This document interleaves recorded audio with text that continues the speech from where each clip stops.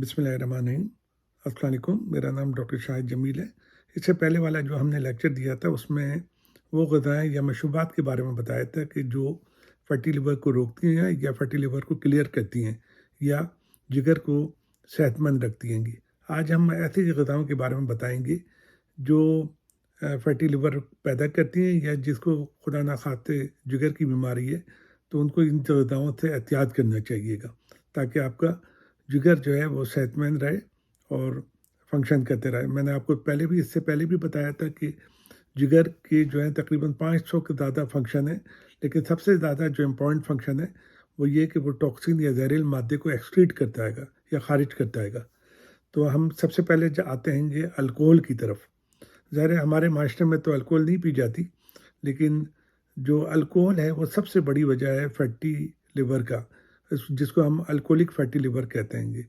ज़ाहिर है कि जिसको फैटी लिवर हो जाए तो आगे चल के फिर वो सर्रोसिस ऑफ लिवर में भी कन्वर्ट हो सकता है और फिर उसके बाद जिगर का कैंसर में भी कन्वर्ट हो सकता है। तो ये एहतियात करनी चाहिए कि फिर उसके बाद नंबर 2 पे हम आ जाएँ एडिड शुगर। तो जो ऐसी चीज़ें जिसमें शुगर बहुत ज़्यादा होती है, जितने भी कार्बोनेटेड वाटर हैं, जितनी भी ड्रिंक्स हैं, जिसमें जो सोडाज़ हैं जिसको हम कहते हैं, चाहे वो हर तरह की हो, कोई भी हो, या ये कि ऐसे जो जूसेस जिसमें शुगर बहुत ज़्यादा होती है, या ऐसे बिस्किट या कुकीज़ जिसमें शुगर बहुत होती है, या कैंडीज़ जो टॉफ़ियाँ वगैरह जो होती हैं जिसको हम इसमें एडिड शुगर मिली होती है, ये सब जिगर के नॉन अल्कोहलिक फैटी लिवर को की पैदावार हो सकते हैं। या इसको आगे चल के अगर आप मुसलसल ये लेते रहें तो खुदा ना खास्ता नॉन अल्कोहलिक फैटी लिवर हो सकता है। मैं ये नहीं कह रहा कि सबको ही हो जाएगा, लेकिन फिर चांसेस बढ़ जाते हैं। Number 3 added salt. जो बहुत ज़्यादा नमक खाते हैं तो उनके चांसेस होते हैं कि फिर non alcoholic fatty liver disease हो जाए आगे चल के। तो एक लिमिट में जो है वो नमक खाना चाहिए। नॉर्मली जो है वो 2300 मिलीग्राम पर डे, यानी 2300 मिलीग्राम रोज़ाना के हिसाब से नमक लेने चाहिए। और जिनको ब्लड प्रेशर की बीमारी है तो उनको तो और भी कम लेना चाहिए। उनको ज़्यादा 1500 मिलीग्राम से ज़्यादा नमक नहीं लेना चाहिए।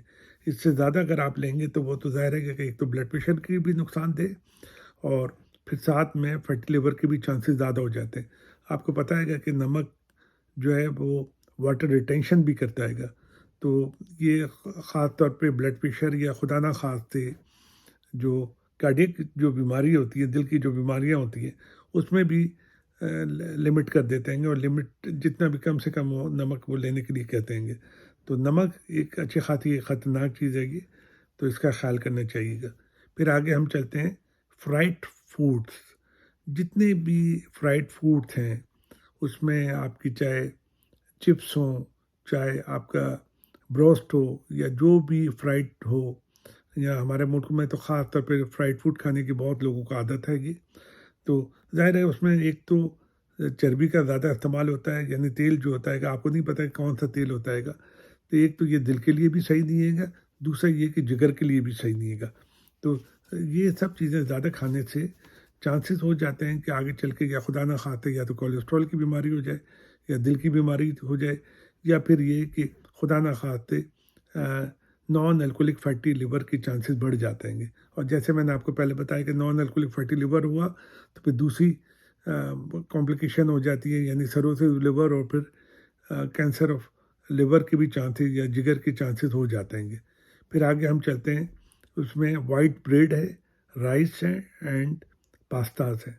इसमें ज़्यादातर जो है वो फाइबर्स होते हैं नहीं होते, तो इस वजह से, क्योंकि इसमें फाइबर ना होने की वजह से एक तो ये इतना फ़ायदेमंद नहीं होती, फिर तो इसमें शुगर की मकदार ज़्यादा होती है जिसकी वजह से फैटी लिवर के चांसेस ज़्यादा बढ़ जाते हैं।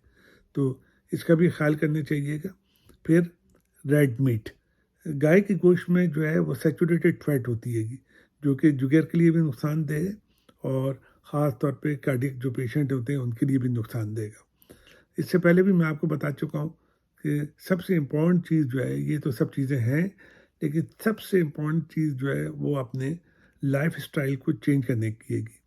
अगर खुदा ना खास्ते मोटापा है और आपका वज़न ज़्यादा है, جو باڈی ماس انڈیکس جیسے BMI کہتے ہیں گے وہ زیادہ آئے گا، اور آپ دبا کے پائے کھا رہے ہیں، نہاری کھا رہے ہیں، تو اپنے آپ کو پہلے تو آپ اپنے لائف اسٹائل کو چینج کریں، اپنے وزن کو کم کریں، اور وزن کو جب کم کریں گے تو پھر آہستہ آہستہ آپ کی ہر چیزیں جو ہے وہ پرابلم بھی سالو ہو جائے گی۔ ریگولر ایکسرسائز کریں، واک کریں، جب یہ وزن کم ہوگا ریگولر ایکسرسائز کرے گا تو ڈیفینیٹلی نان الکولک فیٹی لیور پہ بھی فائدہ ہوگا، اور ساتھ میں آپ کی بلڈ پریشر بھی کم ہوگا اور کولیسٹرول بھی کم ہوگا۔